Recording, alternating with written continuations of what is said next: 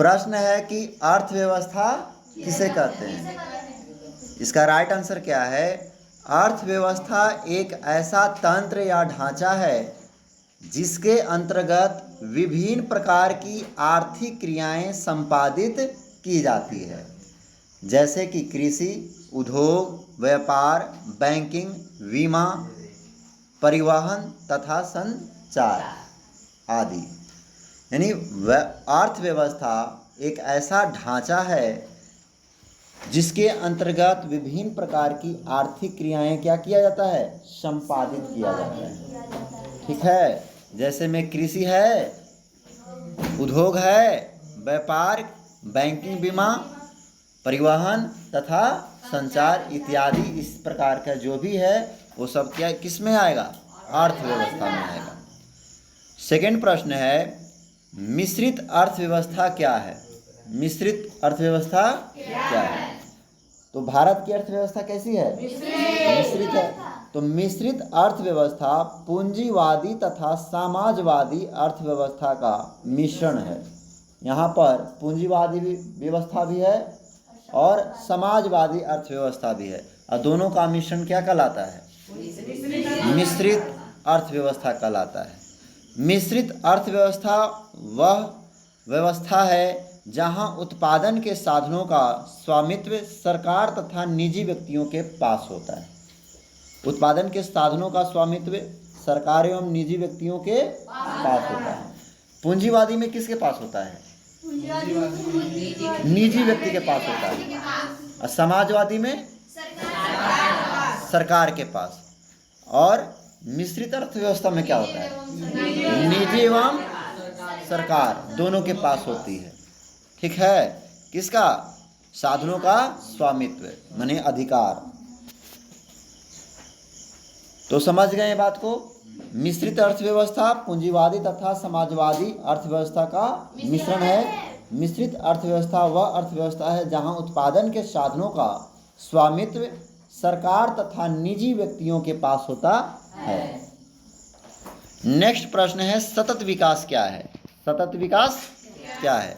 तो इसका right answer है, सतत विकास का शाब्दिक अर्थ है ऐसा विकास जो जारी रह सके। ऐसा विकास जो जारी रह सके, टिकाऊ बना रह सके। सतत विकास में न केवल वर्तमान पीढ़ी बल्कि भावी पीढ़ी के विकास को भी ध्यान में रखा जाता है। ब्रूडलैंड आयोग ने सतत विकास के बारे में बताया है कि विकास की वह प्रक्रिया जिसमें वर्तमान की आवश्यकताएं बिना भावी पीढ़ी की क्षमता योग्यताओं से समझौता किए पूरी की जाती है। अगला प्रश्न है, आर्थिक नियोजन क्या है? आर्थिक नियोजन क्या है? इसका राइट आंसर है, आर्थिक नियोजन का अर्थ एक समयबद्ध कार्यक्रम के अंतर्गत पूर्व निर्धारित सामाजिक एवं आर्थिक उद्देश्यों की प्राप्ति के लिए अर्थव्यवस्था में उपलब्ध साधनों का नियोजित समन्वय एवं उपयोग करना है। आर्थिक नियोजन को योजना आयोग ने इस प्रकार परिभाषित किया है कि आर्थिक नियोजन का अर्थ राष्ट्र की प्राथमिकताओं के अनुसार देश के साधनों का विभिन्न विकासात्मक क्रियाओं में उपयोग करना है। भारत में आर्थिक विकास का श्रेय नियोजन को दिया जा सकता है। भारत में नियोजन के मुख्य उद्देश्य है आर्थिक विकास की दर को बढ़ाना, कृषि एवं उद्योग को आधुनिकीकरण करना। कृषि एवं उद्योग को क्या करना है? आधुनिकीकरण करना है। अगला प्रश्न है, मानव विकास रिपोर्ट क्या है? यह प्रश्न परीक्षा में बार बार पूछा जाता है। मानव विकास रिपोर्ट क्या है? तो एक तरह से यह VVI है, यानी कि UNDP द्वारा प्रकाशित मानव विकास रिपोर्ट HDR विभिन्न देशों की तुलना, लोगों के शैक्षणिक स्तर, उनकी स्वास्थ्य स्थिति और प्रति व्यक्ति आय के आधार पर करती है। जहाँ तक मानव विकास सूचकांक का प्रश्न है तो इसके 3 सूचक हैं। इसके कितने सूचक हैं? 3। पहला क्या है? जीवन आशा। दूसरा क्या है? शिक्षा प्राप्ति। तीसरा है जीवन स्तर। नेक्स्ट प्रश्न है, आधारिक संरचना पर प्रकाश डाले। आधारिक संरचना पर प्रकाश डाले। इसका राइट आंसर क्या है? आधारिक संरचना का मतलब उन सुविधाओं तथा सेवाओं से है जो देश के आर्थिक विकास के लिए सहायक होते हैं। जो देश के आर्थिक विकास के लिए क्या होते हैं? सहायक होते हैं। वे सभी तत्व हैं जैसे बिजली, परिवहन, संचार, बैंकिंग, स्कूल, कॉलेज, अस्पताल आदि देश के आर्थिक विकास के आधार हैं। उन्हें देश का आधारिक संरचना कहा जाता है।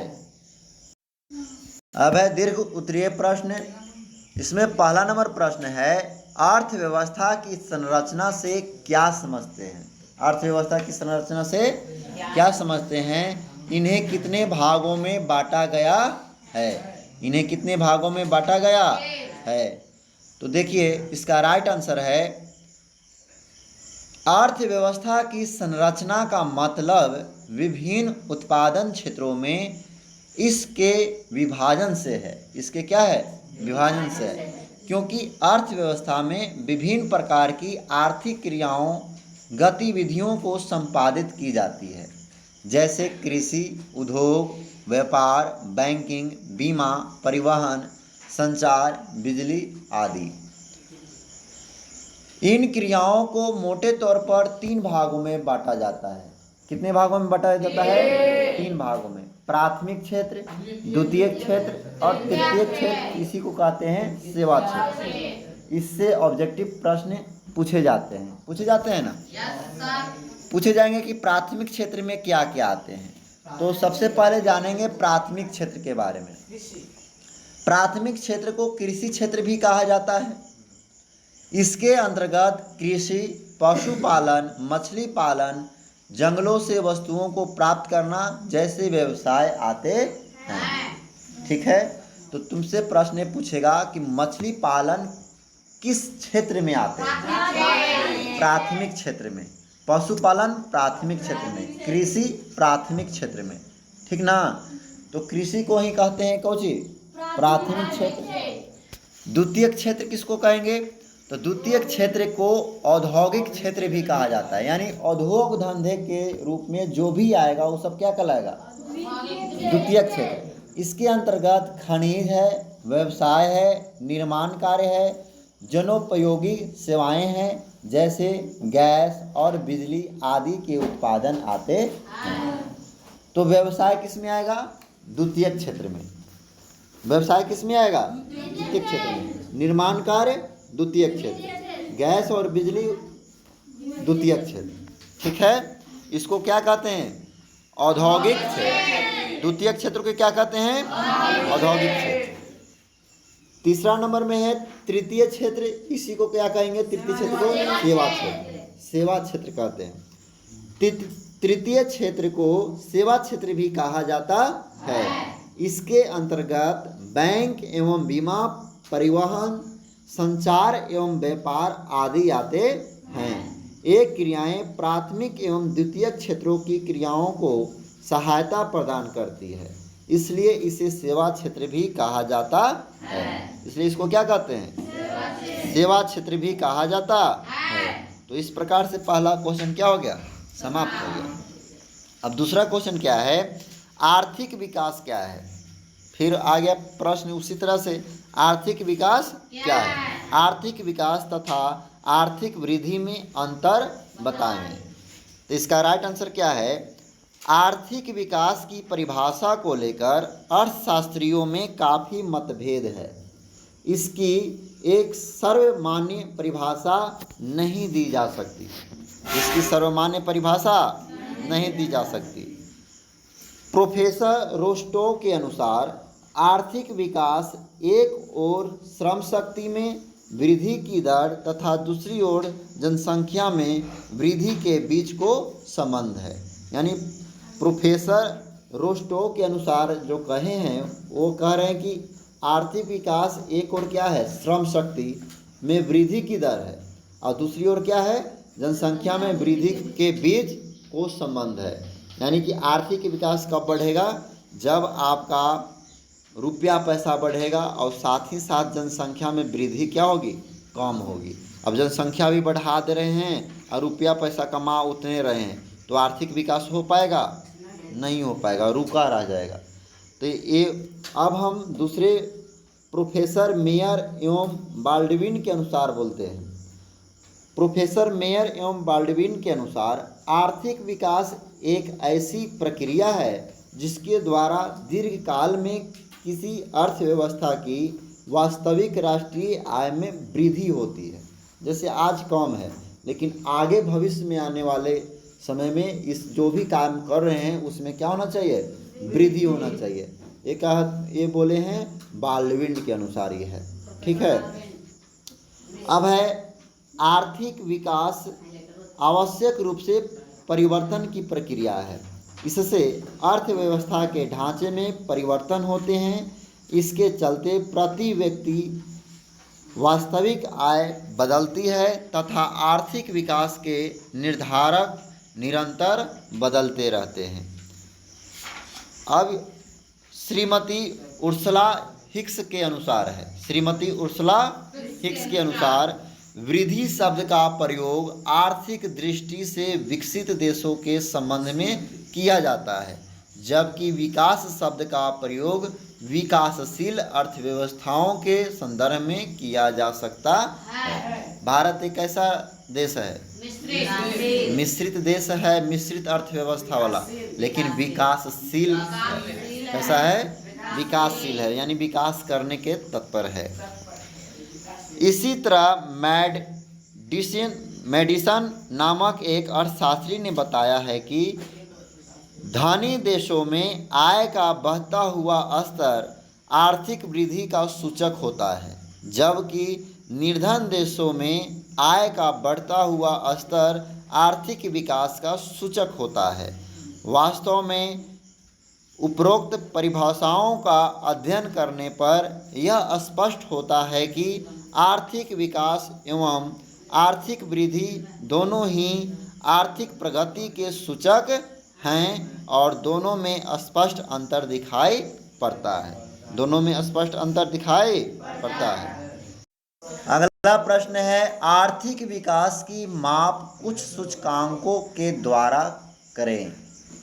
सूचकांकों के द्वारा करें। इसका राइट आंसर है आर्थिक विकास की माप कुछ सूचकांक निम्न है। निम्न मतलब नीचे है। पहला पॉइंट क्या है कि राष्ट्रीय आय। राष्ट्रीय आय को आर्थिक विकास का एक प्रमुख सूचक माना जाता है। एक प्रमुख क्या माना जाता है? सूचक माना जाता है। किसी देश में एक वर्ष की अवधि में उत्पादित सभी वस्तुओं एवं सेवाओं के मौद्रिक मूल्य के योग को राष्ट्रीय आय कहा जाता है। सामान्य तौर पर जिस देश का राष्ट्रीय आय अधिक होता है वह देश विकसित कहलाता है। वह देश क्या कहलाता है? विकसित कहलाता है। और जिस देश का राष्ट्रीय आय कम होता है वह देश अविकसित कहलाता है। अविकसित कहलाता है। ठीक है। अगला है प्रति व्यक्ति आय। प्रति व्यक्ति आय। आर्थिक विकास की माप करने के लिए प्रति व्यक्ति आय को सबसे उचित सूचकांक माना जाता है। प्रति व्यक्ति आय देश में रहते हुए व्यक्तियों की औसत आय होती है। राष्ट्रीय आय को देश की कुल जनसंख्या से भाग देने पर जो भागफल आता है वह प्रति व्यक्ति आय कहलाता है। इसका फॉर्मूला है प्रति व्यक्ति आय बराबर राष्ट्रीय आय बटा में कुल आय। यानी कि कुल जनसंख्या। ठीक है, प्रति व्यक्ति आय कैसे निकलेगा? जो राष्ट्रीय आय होता है उसमें देश की कुल जनसंख्या से यदि हम भाग देते हैं तो प्रति व्यक्ति आय निकलता है। जैसे बिहार राज्य का निकालना है तो बिहार का कुल राष्ट्रीय आय का कुल जनसंख्या से भाग देते हैं तो क्या निकल जाएगा? प्रति व्यक्ति आय निकल जाएगा। अब इसी में तीसरा पॉइंट है मानव विकास सूचकांक। मानव विकास सूचकांक पहले भी पढ़ चुके। यूएनडीपी द्वारा प्रकाशित मानव विकास रिपोर्ट विभिन्न देशों की तुलना, लोगों के शैक्षणिक स्तर, उनकी स्वास्थ्य स्थिति और प्रति व्यक्ति आय के आधार पर करती है। जहाँ तक मानव विकास सूचकांक का प्रश्न है तो इसके 3 सूचक हैं। इसके कितने सूचक हैं? 3। जीवन आशा, जीवन आशा, शिक्षा प्राप्ति, जीवन स्तर, जीवन स्तर।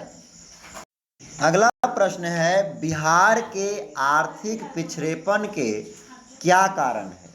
बिहार के आर्थिक पिछड़ेपन के क्या कारण है? बिहार के पिछड़ेपन दूर करने के लिए कुछ मुख्य उपाय बतावें। कुछ मुख्य उपाय बतावें। इसका राइट आंसर क्या है? बिहार के पिछड़ेपन के कारण। बिहार के पिछड़ेपन के कारण। पहला कारण क्या है? तेजी से बढ़ती हुई जनसंख्या। तेजी से बढ़ती हुई जनसंख्या। बिहार में जनसंख्या काफ़ी तेजी है। बिहार में जनसंख्या काफ़ी तेजी है, तेजी से बढ़ रही है। इसके चलते विकास के लिए साधन कम हो जाते हैं। अधिकांश साधन जनसंख्या के कारण पोषण में चला जाता है। अधिकांश साधन जो है ना जनसंख्या के कारण पोषण में ही क्या हो जाता है? चला जाता है। दूसरा कारण क्या है? आधारिक संरचना का अभाव। आधारिक संरचना का अभाव। किसी भी देश या राज्य के विकास के लिए आधारिक संरचना का होना जरूरी है। आधारिक संरचना का होना जरूरी है, लेकिन बिहार इस मामले में पीछे है। लेकिन बिहार इस मामले में पीछे है। राज्य में सड़क, बिजली एवं सिंचाई का अभाव है। साथ ही शिक्षा एवं स्वास्थ्य सुविधाएं भी कम है। इस वजह से भी बिहार में पिछड़ेपन की स्थिति कायम है। तीसरा जो पॉइंट है, जो सभी लोग बिहार के किस पर निर्भर है? कृषि पर निर्भरता। बिहार की अर्थव्यवस्था पूरी तरह कृषि पर आधारित है। यहाँ की अधिकांश जनता कृषि पर ही निर्भर है। किस पर निर्भर है? कृषि पर। लेकिन हमारे कृषि की भी हालत ठीक नहीं है। हमारी कृषि काफ़ी पिछड़ी हुई है। इसके चलते उपज कम होती है। इसके चलते उपज कम होती है। चौथा पॉइंट है बाढ़ तथा सूखा से क्षति। बाढ़ तथा सूखा से क्षति। बिहार में खासकर नेपाल में जल से बाढ़ आती है। किससे बाढ़ आती है? जल से।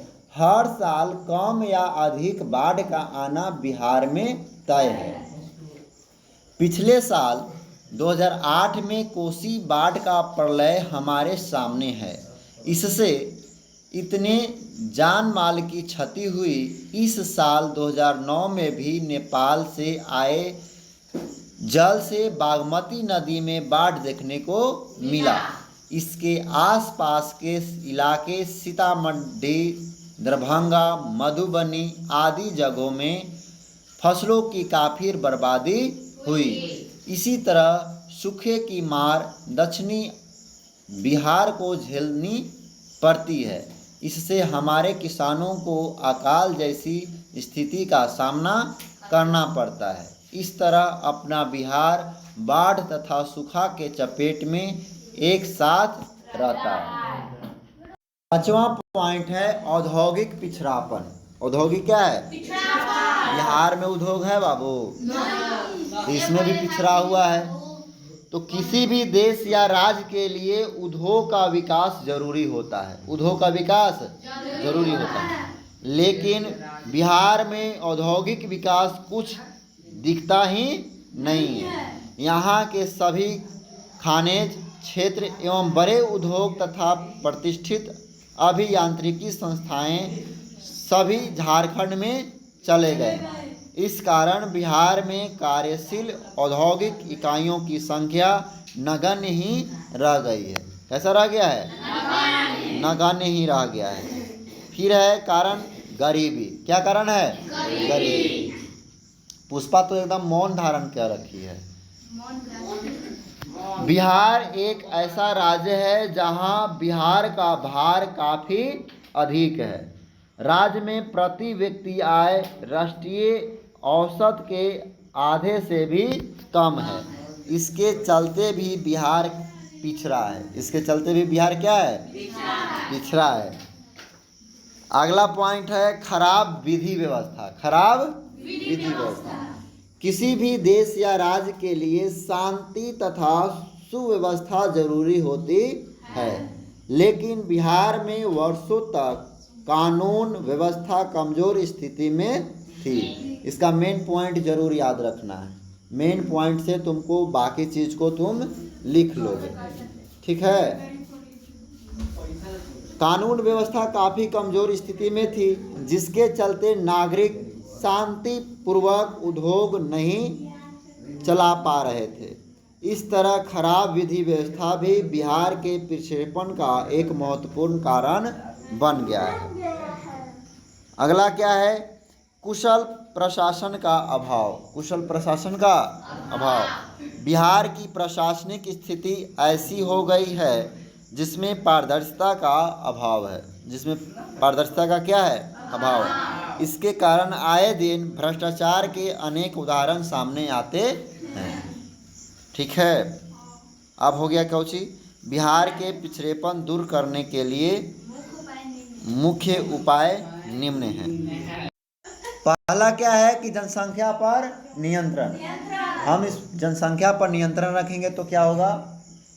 गरीबी को दूर कर सकते हैं। राज्य में तेजी से बढ़ती हुई जनसंख्या पर रोक लगाया जाए। परिवार नियोजन कार्यक्रम को लागू किया जाए। इसके लिए राज्य की जनता एवं खास करके महिलाओं में शिक्षा का प्रचार किया जाए। पुरुष पढ़ा लिखा है। दूसरा पॉइंट है कृषि का तेजी से विकास। कृषि का तेजी से विकास। बिहार में कृषि ही जीवन का आधार है, अतः कृषि में नए यंत्रों का प्रयोग किया जाए। उत्तम खाद, उत्तम बीज का प्रयोग किया जाए ताकि उपज में वृद्धि लाई जा सके। इस तरह कृषि का तेजी से विकास कर बिहार का आर्थिक विकास किया जा सकता है। तीसरा है बाढ़ पर नियंत्रण। बाढ़ पर नियंत्रण। बिहार के विकास में बाढ़ एवं बहुत बड़ा बाधक है। फसल का बहुत बड़ा भाग बाढ़ के चलते बर्बाद हो जाता है। जान माल की भी काफ़ी क्षति होती है। चौथा पॉइंट है आधारिक संरचना का विकास। बिहार में बिजली की काफ़ी कमी है। बिजली का उत्पादन बढ़ाया जाए। सड़क व्यवस्था में सुधार लाया जाए। शिक्षा एवं स्वास्थ्य सुविधाओं में सुधार लाया जाए, जिससे विकास की प्रक्रिया और अधिक आगे बढ़ सके। पांचवा पॉइंट है उद्योगों का विकास। बिहार से झारखंड के अलग होने से यह राज्य लगभग उद्योग विहीन हो गया था। हो गया है ना। मुख्यतः चीनी मिल बिहार के हिस्से में रह गई थी, जो अधिकतर बंद पड़ी थी। जो अधिकतर क्या थी? बंद पड़ी थी। गरीबी दूर करना। बिहार में गरीबी का सबसे अधिक प्रभाव है। गरीबी रेखा के नीचे लगभग 42% से भी अधिक लोग यहाँ जीवन बसर कर रहे हैं। इसके लिए रोजगार की व्यवस्था की जाए। स्वरोजगार को बढ़ावा देने के लिए इन्हें प्रशिक्षण दिया जाए।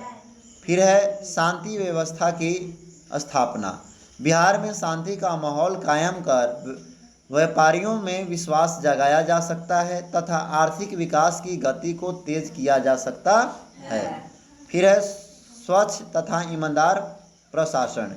बिहार के आर्थिक विकास के लिए स्वच्छ, कुशल तथा ईमानदार प्रशासन जरूरी है। केंद्र से अधिक मात्रा में संसाधनों का हस्तांतरण। बिहार के विकास के लिए केंद्र से अधिक मात्रा में संसाधनों के हस्तांतरण की जरूरत है।